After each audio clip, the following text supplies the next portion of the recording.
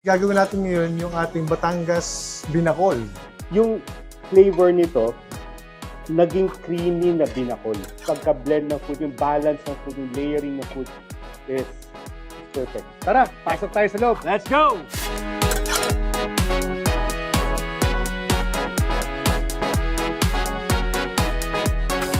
Ang pinakihintay ng ating show ngayon, ang ating special guest today, owner ng ating establishment ngayon, si Kuya Mio. Sir Mio, good morning po. At syempre po, dito po ang kanya pong pinakamabait at pinakapoging trusted na si Manager. Kuya Paulo po. Kuya Paulo. Yan.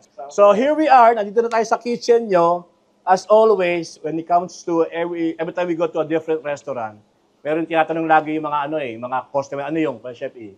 Ano specialty Yun. yun? Ano pa? Pagbukas mo ng menu. Ano mura?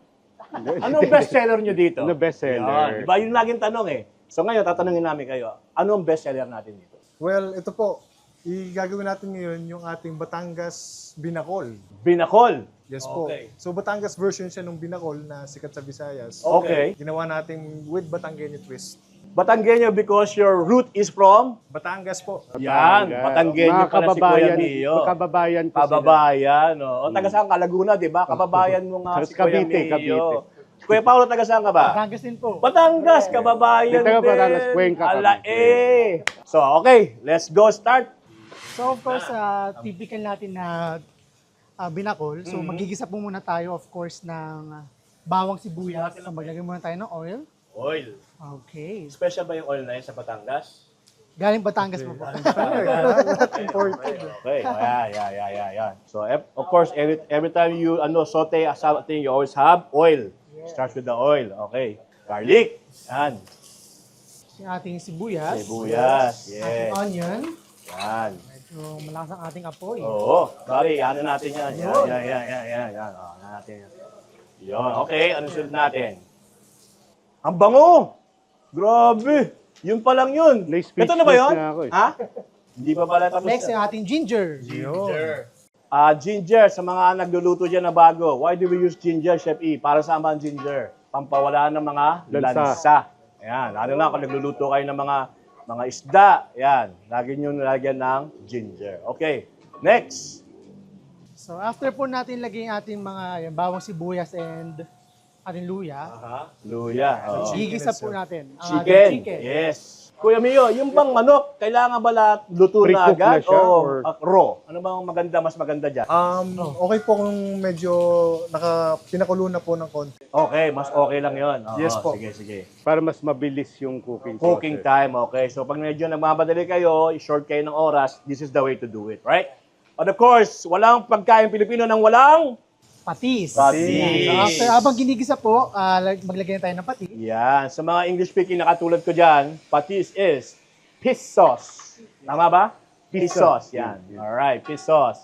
Ano ba ang origin niya, Chef E? Meron ba tayong Aklan. encyclopedia dyan? Actually, the binakol talaga is originated from Aklan. Aklan. Okay. So, ang original version is from Aklan. Yes. And then, nagkaroon sila ng Batangas version. Ano po, matanong ko lang po, ano po ba ang kinaibahan ng binakol Yun. ng Aklan sa binakol ng Batangas? Yan, ano po yan, yung yan. ingredient na nilalagay natin? Mm. Yan. Well, actually, in-enhance po namin yan with totoong coconut water and coconut milk.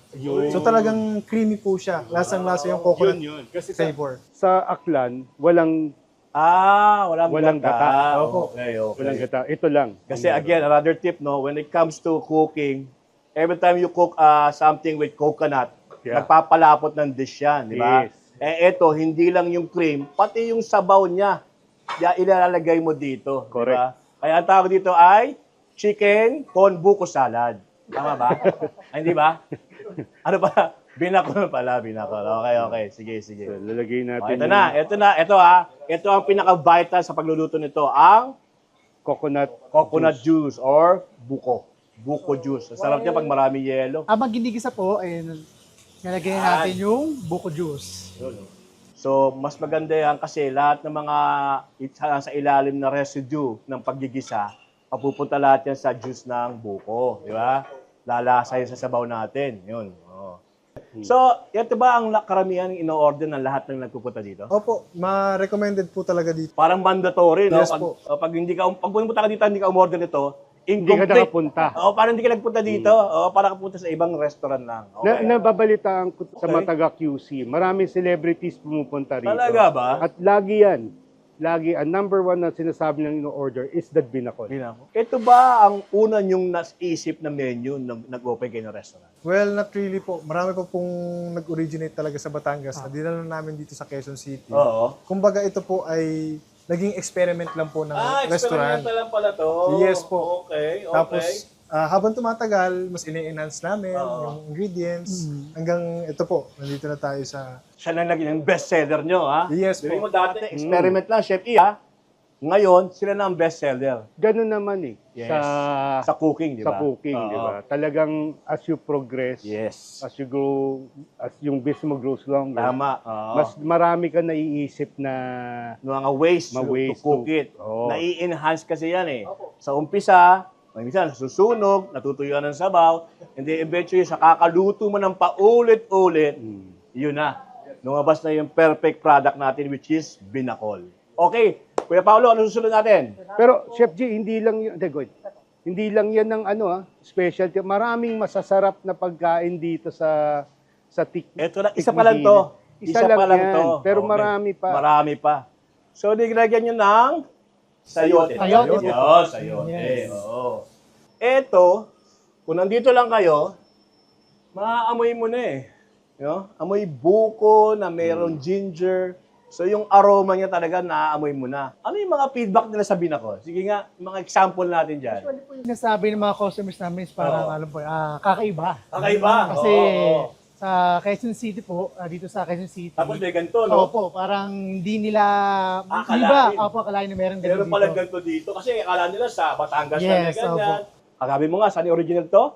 Sa Aklan. Sa Aklan. Yung Bisaya. pala, dito lang sa looban ng konti ng Quezon City, makikita mo na ang binakol, di ba? Bukod doon bro, pag pumasok ka dito sa lugar, ang ganda ng lugar nila. Nagulat nga ako kanina. Ang ganda. Sabi Parang ko, wala ka sa QC. Oo nga eh. Para ka Wala nasa sa probinsya, di ba? Oo, ang ganda, ang ganda. Yung ambience nga from probinsya, pero you're in the middle of the city. Correct. One of the biggest city sa Pilipinas, di ba? Okay. So what's the next step, Kuya Paolo? So after nito po, maglalagay na po tayo ng ating coconut. Yun. Milk. So, ito na isa sa number 2 vital sa pagluluto na to. First is buko juice. Ngayon, ito na yung Coconut cream. coconut milk o sa Tagalog ay kakang gata. Ito na yung magpapalapot dito. Sigurado na ako dito. Yun, no? Nag-iba na siya ng kulay. No? And again, when it comes to cooking, always remember, color is flavor. Alam niyo na yan, di ba? Color is flavor. So, ito na. Salt and pepper to taste. Okay, lagi yan. Ang pinakasikat sa mga pagluluto ang ating salt and pepper. Siyempre. Again, depende yan sa taste nyo, no? When it comes to seasoning your food, always put a little bit first. Pakonti-konti lang and then you taste it para naman hindi masobra sa alat at sa anghang. Okay? Ano lang yan, mga small tips natin along the way sa mga bago na nagluluto pa lang ngayon, tuturo natin yan. Alright. Salt and peppers in. What's the next one, Kuya Pao? Next po yung ating tanglad. Tanglad. In English is Lemongrass. lemongrass. Alam mo, lemongrass, sumikat na yan lately eh. Kasi maraming maraming flavor. Tsaka para ma-enhance mo yung flavor niyan, kailangan niya didikdikin mo sa gitna para lumabas yung extract niya para pag sa amoy pa lang, pati lasa, malalasahan mo na. Okay. Correct. So after the lemongrass, just let it simmer for a little while. So, after that, siguro mga ilang minutes pa to. Hatakpan ba natin? O just leave it open like that? Okay na yan? So kasi itakpan po natin siya. Para simmer to lang for a simmer few lang minutes. siya. So, yan. 5 minutes. So, eto, siyempre, pag kumain ka, gusto mo ng panghimagas eh. May nakita ako dito, kanina pa ako sinisilip oh. Ano kaya? Ano ba to, kuya? Ano po yan? Tikman mo para malaman. Suman alitagtag. Alitagtag. Yes. Kapatid ni Alitaptap. Ayun. Sige. So yan po ay imported. Pwede ba buksan to kaya? Opo. Gusto mo? Mamaya. Nagkape ka na eh. Ako naman. Perfect po sa coffee rin yan. Mainit-init. Ano yan? Masarap Cooked to. in, ano yan? In coconut. So, sige. Yes po. Eto, Kuya Mio. Kwento mo sa kanila kung paano nabuo itong produktong ito. Well, ito po kasi, since childhood, kinakain ko na talaga dun sa Batangas, sa amin. Okay. So ngayon, Mo? dinala namin dito sa Quezon City. Oo. Yun po. So, bawat suma na natitikman nyo dito, galing pang Alitagtag. So, kaninong recipe to? Sa ano po, mga... Taga doon. Opo, Taga sa dun sa Alitagtag talaga siya. Pero dinala nyo dito, natuto nyo nang lutuin. Yes po. In-house. Yes po. Ini-steam na lang. Meron ka nung kasamang sarsa? Hindi na po. Hindi na Wala. po kailangan. Hindi na kailangan. Kasi niluto nga to Mm. ng may sugar, coney sugar, tsaka yung coconut milk. Yes po. Naghahalo yung So, arat yun na mismo, tsaka yung natural na sweetness ng coconut milk. coconut. Oo. Grabe, Yun ang ang sarap. nagbibigay ng Kung flavor. natitikman nyo lang sana to, oh. So, yan. Hindi lang kayo pagkain, meron din kayong panghimagas. Di ba? At siyempre, walang Batangas kung walang ano, kuya. Kapeng barako po. Yan. So yan. Ano naman yung story ng kapeng barako nyo? Well, ito po, talaga namang hindi mawala sa Batanggenyo yung kapeng barako po eh. Talagang Kilala kayo dyan, di ba? sinasabaw ko pa nga po ito sa kanin. Oo, totoo yan. Totoo yan. Opo. Pero naman iba sa Batangas, ginagawa yung tsokolate, ginagawa yung sabaw. Opo. Tapos may kasamang tapa. Opo. Ano lang, trivia lang. Trivia, Alam mo yan. pa kung ano paano talaga ginagawa ang kaping barako. Yan, paano yan, Kasi chef? pag Sige nga. sinaserve nila before. Oh, sige, paano? Ang original pa, di ba sa atin? Kasi Oo. nung araw, wala namang creamer, Wala. sugar. Oh, Ang walang original grinder. kaping barako, pag Oo. sinerve yan dati, either black, Hmm. yung ibang may gusto ng paiba, Oo. lalagyan mo ng honey. Honey. Pulot. Yun, Tagalog. yun ang sweetener. Tapos ang pinaka-creamer mo is kakanggata. Puro local, ha? Ang malupit doon, pag hinalo mo, kailangan 29. Ayun. Gamitin. Sobrang lapot, ha? Oo. Kasi Gagawin mo, tsaka 29, gata, malapot kailangan mo yun, para ha? authentic. Kaya, puro lahat, pati panghalo, ha? Oo, kailangan 29. local. Kasi, Kasi nung araw, wala namang Exactly. creamer. Opo. Yung sugar, napakahirap. noong unang di ba? panahon kasi, kung ano lang meron ka, you live with it. Oo. Di Pero ba? ang sarap. Yeah. Yaka mas maganda kasi natural, organic pa. Yes. Sabihin mo, barako, meron ka pang pulo, ang tawag sa ano, pulot. Pulot. Yung At siyempre, honey. may gata. Yes. Lahat yan, makikita mo na sa bukid, di ba? Correct. Ano sa tingin mo, luto na ba ito? Check po natin, chef. Yan natin. Yun, no? Yun na. Ayan, no? Pag may mga kumukulo-kulo na ganyan, isang senyales na yan na, ang tawag dyan ay Yan, no? napay. Di ba? Pag hindi na bumalik yung salsa, ibig sabihin, tama na yung consistency ng sauce niya. Yan, another tip yan. Para malaman yung consistency, baliktarin nyo ng humiwa kayo ng gitna. Pag hindi nagbalik yung ibig sabihin, okay na yung consistency mo. Pag bumalik, malabdaw pa siya. So, patikman na natin yung panghimagas. Siyempre, walang panghimagas kung wala kang kape. Ano naman eto?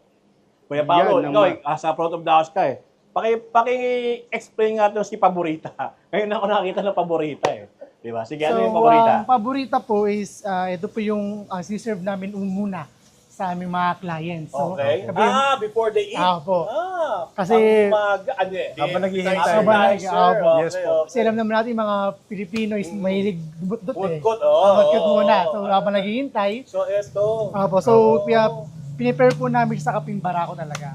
Partner na partner. Totoo lang, masarap yung isasawsaw mo sa... Ayun nga, partner Kaping barako. talaga, no? So, yan, dito rin yan. In-house din yung ginagawa. So, So, lahat po ng products niya, suman, kaping barako, tsaka ito po, is from Batangas talaga. Batangas talaga. Dinala nyo lang Dinala namin dito. dito. Para Yes hindi po. sila pupunta ng Batangas. Opo, dito na. Mga taga-Pinusi, dinala na nga dito, ayaw niya pang puntahan. Ano pa ba naman? Baka gusto niya pang punta ng Batangas. Di ba? So, eto, may suman tayo. Anong pangalan ng suman? Suman Alitagtag. Alitagtag. Diba? Meron na tayo ng kapeng barako at hindi makukompleto yan kung walang Paborita. ang kapatid ni Paborito.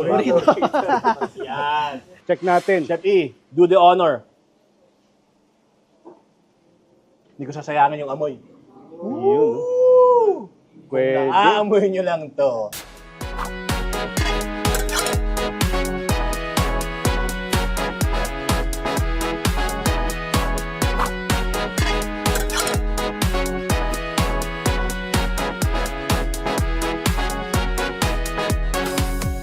Okay, so, kanina, Kuya Bio, natikman natin yung specialty nyo. So, every time we go on a different restaurant for our show, meron tayong version ng either Chef G, for today is Chef E. Chef E, what do you got for today? Siyempre, since Batangas kasi yung origin ng ating first meal, gagawa ko ng something na galing sa Batangas. Ito yung Uy. adobo sa dilaw. Dilaw. Ayun. Bakit dilaw? Kasi galing siya sa turmeric or sa luyang dilaw. So, Kaya ano natin? una natin gagawin, mainit yan, na yung yan, ating, yan. lagay tayo ng oil. Yun. Sisir muna natin Plate. itong ating marinated chicken. Itong chicken natin, minarinate natin ng mga more than 1 hour. Yan. Parang kumapit yung lasa. Yan. So that's Ito, what chef, marinating is all about. skin down. Uy, yan, skin Skin down down. lagi Yan. when you're cooking the chicken. Yan. Bakit skin down? Bakit nga ba? Oh. Para una, merong crispiness yung kanyang skin, tapos Aha. it also renders yung fat, yung Yes. natural fat, nilalabas natin Lumalabas. yan. Sisil natin yung juice ng ating Meat, meat. which is today is chicken thigh. Ang paborito ni Chef E na is chicken thigh. Chicken Alright. thigh. Kasi mas flavorful. Crispy Spray na ka yung skin. lang natin ng konting fish sauce. Yan. Yan. Tapos, Mm. konti lang to, tapos isusutay na natin yung mga aromatics natin. Yan, mga aromatics, meaning yan yung mga onions, Yan, garlic, garlic, yan yung mga yung aromatics first, yung natin. turmeric natin. Yes, lalagay na yan ang natin. ang pinaka-sikat sa dish na to is ang turmeric. Yan. Ngayon, pwede na natin siya lagyan. Ito Kuya Mio, as you can see, hindi to powder.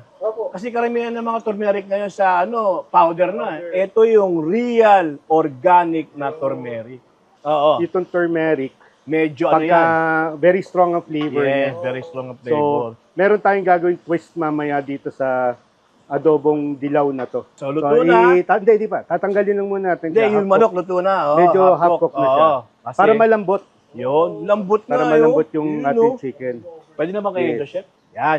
Yung iba dito, yung natural na mantika. Makikita nyo papakita ko lang sa natin, sa kung anong kulay nito. Tingnan nyo. Oh, diba? Parang naging Kanina, curry siya. hindi kaya ang kulay niya, pero ngayon, dilaw na siya. Tapos lalagyan natin ng onions. Red onions. Yan. Makulay pala itong dish na to. chef. Makulay. Di ba? Tapos lalagyan natin ng garlic. Garlic. Marami. Maraming garlic. Tapos lagyan natin siya ng pamintang buo. Pamintang bakit buo? Well, para mas yung flavor niya, mas Yan. yun. Yan Tapos na. lalagyan natin to, babalik na natin Yun. itong ating chicken. Lagyan natin ulit ng konting patis. Mhm. Tapos ito. Ito yung aking secret weapon, ika nga. May secret weapon pa talaga, no? Ito yung aking suka. Yan na. Yan, sukang sasa. Susang or from the nipa. Yan. Oo. Bakit Pag puti? maitim na ganyan, ibig sabihin, Ano to? Yung ba't maitim? Okay. bakit? Trivia lang, ba't maitim? Kaya maitim to, Oo. kasi ibig sabihin organic. Wala tong preservative. Yung pala yun. Pag nakakita kayo ba mga suka na hindi nangingitim yun, ibig sabihin may mga additives na yan. Oo, para hindi So ngayon, magitim. lalagyan natin siya. Yan. Yun. So lalagyan natin siya. Yan. Pwede na yan. Yun. Tapos wag mo haluin. Tapos lagyan na rin natin tong... Ito again, ano mo yan, Choice preference lang, yan. preference Preference lang yan. Hindi Iba naman- siling Pari pula. ba yan? Iba siling Ito si Rimberde. siling berde. Berde Yan. siling. Iba kasi pagdating sa point na to, ginagawa nila tubig ang nilalagay or Oo. broth. Ako lalagyan In our ko ngayon ng case, sabaw ng buko. Sabaw ng buko. Ang pinakatubig natin. Konti lang. Yan. Enough lang na mag-simmer yung ating niluluto. Para lang lumubog yung karne. Ganun. Yun. Oo. Tama na yan. Okay na yan. Yun. Yan. So, yan pwede natin konting halo. Oo. Yan. Palalaputin lang natin ng konti yung kanyang Sauce. Sauce. Oo, para lumapot. siyempre titikman. Yun. Meron ka bang dyan para kay Kuya Mio? Kailangan meron din si Kuya Mio na pantikim dyan. Meron pa isang, dyan kutsarita eh. Ito kuya. Ayan, ang Meron secret akong weapon secret weapon. Yan. Meron tayo. Tikman mo lang. Tingnan mo Dito na. medyo matabang yan. Oo. Kasi pag nag-reduce yung nag-reduce yung kanyang Nagko-concentrate. liquid, magko-concentrate ngayon yung Mm. yung flavor Sarap. niya. Yung nakuha niya po sa binakol, yung parang may aftertaste ng Yes. Oh, yun, oo. Meron pa po. Oo, di ba? Hindi na tayo maglalagay na sugar. Okay na yan. Because of the sweetness from the buko juice. Oo. So yan na So, lang natin. Simmer lang natin konti. Grabe, oh. Then Ganda ng tikim. kulay, oh. Simmer lang natin. Simmer lang. Oo, Kaya yan, yung- matignan nyo yung mga... You have to close the Chef E, No, hindi no, na. no. Okay lang, Let open it lang. open lang para... Para yung- yung mag-evaporate evaporate siya. Para Yan. mag-chicken yung sauce niya. Yan, chef, kita mo yung malapot na yung kanyang Oo. sauce. So Di this ba is natin good. pakita sa screen? Ito, Pwede- ito. Pakita Ito. dito. Ayan, oh, tignan yung sauce niya. Oh. So ito may sarsa, hindi siya masabaw. Ah. Yung pinaka ingredients natin, yung bawang, turmeric, sili, yan ang nilagay natin na magiging sarsa niya. Alright? So that's it. Grabe. Yun na yun. Okay na.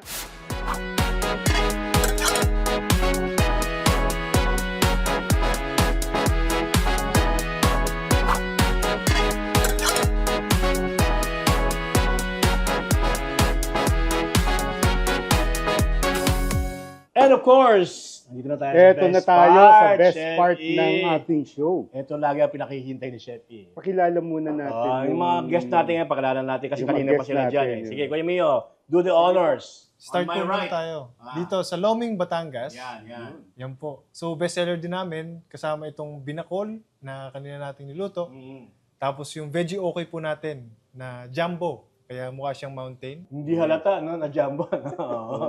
Tapos ito naman po ang ating crispy pata na sinigang. Uy, bago Ayun, yan. kakaiba Bago yan. Kakaiba. Kaya- Ano po yun andun? Ano po ito? Yun pala, Kare-kare? yun. Pechay rolls po ito. Pechay rolls. Opo. So ano po yan? Tinapa na may pork. Tapos yung pechay naka-roll po. Ito, Ayan po ang aming ube pizza. So bago lang po sa menu yan. So ito naman po, perfect for dessert naman siya. Dessert, okay. Ito At po yung patabi is- niya, Ang 4 cheese Four pizza cheese. namin. Oh. for cheese. So, teka lang ha. Ito lang napansin ko eh. Titimbangin ko to ha. Grabe, overload talaga siya. Baka gusto na natin tikman to, Chef E. Sa palagay buti mo. pa. Ay, kanina pa naghihintay, chef. Kanina pa? Okay. Let's do the honor. Ang sarap, chef. Dahil sa flavor, masarap? Grabe, Iba. nauna. Ito honest review to, walang ano. Yung kasing Tikman ko na. binakol, kasi yung wife ko taga Bacolod yan. Mm. So Aklan. So I'm familiar with binakol talaga. No? Sige. Yung flavor nito naging creamy na binakol. So, Yung- gaya nga sinabi mo, ang di ba, sarap. yung sa Aklan ba yun? Yung original? Wala Tapos- silang, coconut. Hmm. Walang gata. Yung tamis niya, yung alat niya, tsaka yung lasa ng sili, ng manok, lahat perfect. I mean, yung pagka-blend ng food, yung balance ng food, yung layering ng food is perfect. Ano yung mga nalasama dyan, Chef E? Ano mga flavor dyan meron? Of course, yung chicken broth, Oo. yung buko, May umami, yung merong umami, sweetness. yung Ano pa? sweetness, yung saltiness niya, andyan. May konting bitterness. Merong mint, Sa- meron pa medyo minty because of the lemongrass, di ba? Yeah, and also yung dahon ng Dahon, sili. yeah. Tapos yung malunggay, medyo bitterness ng malunggay, di ba? Yes. Ano ba ang naging inspirasyon ng parents mo nung bago nila itayo itong establishment na ito? Ayun po. So ang business talaga namin is insurance. Okay. Yan po. Si father talaga, ang father ko po yung talagang negosyante Siya kumbaga. talaga, Businessman. negosyante, Ako po.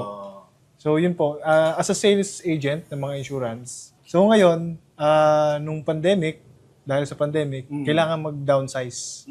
So yung business na insurance, na mga offices namin, naghanap kami ng area kung saan pwedeng lumipat. Yun po, since si daddy, yeah, mahilig po sa pagkain. Sa kain, Opo, yun. Siya yung talaga naggawa.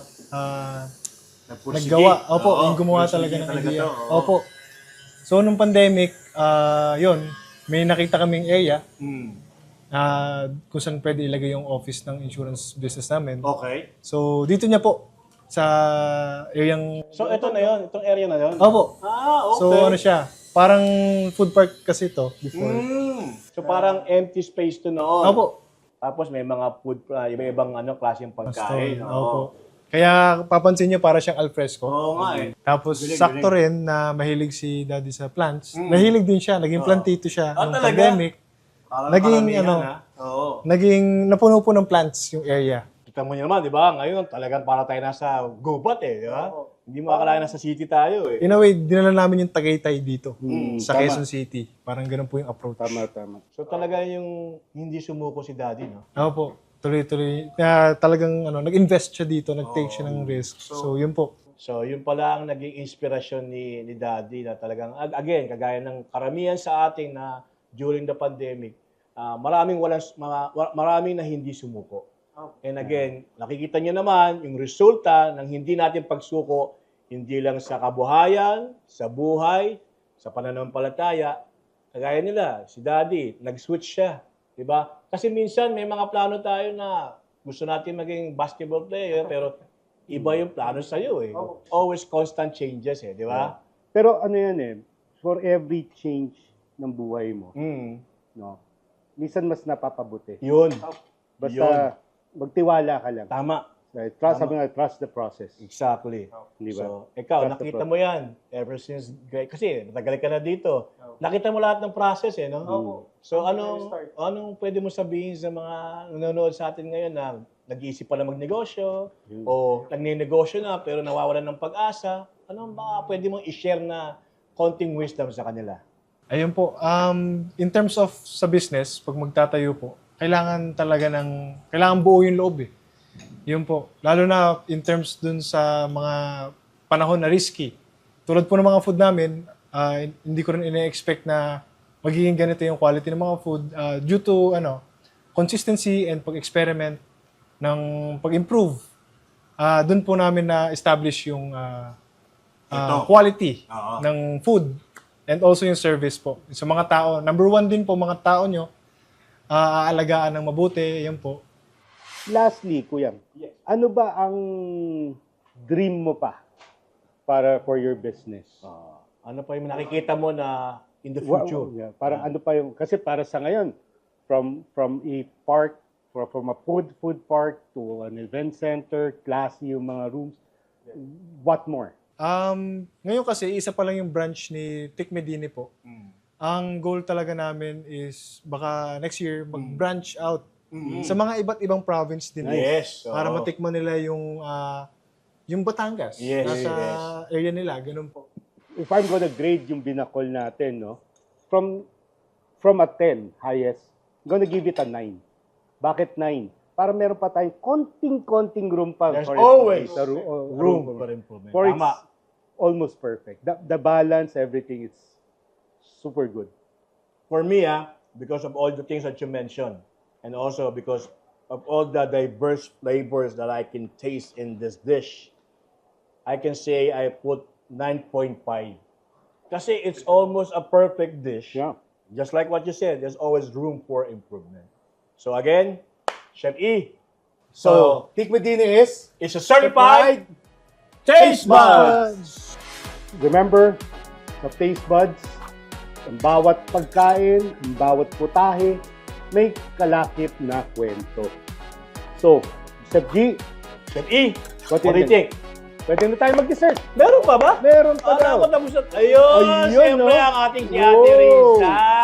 Small lang yan. Ayan po ang pinaka-small nyo. Smallest yan. Uy, grabe na. Small Small pa pa lang talaga yan? Oo. Oh, paano ba Everything's yan? big in Batangas. Baka malusaw yan.